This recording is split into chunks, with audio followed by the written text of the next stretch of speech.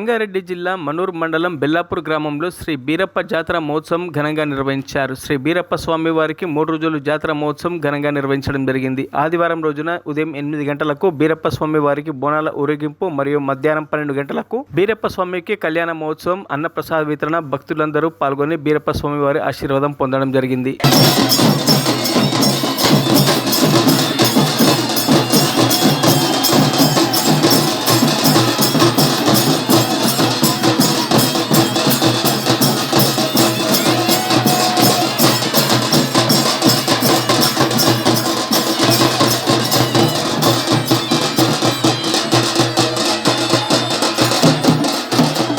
మరిన్ని అప్డేట్స్ కోసం మా ఛానల్ని సబ్స్క్రైబ్ చేయండి.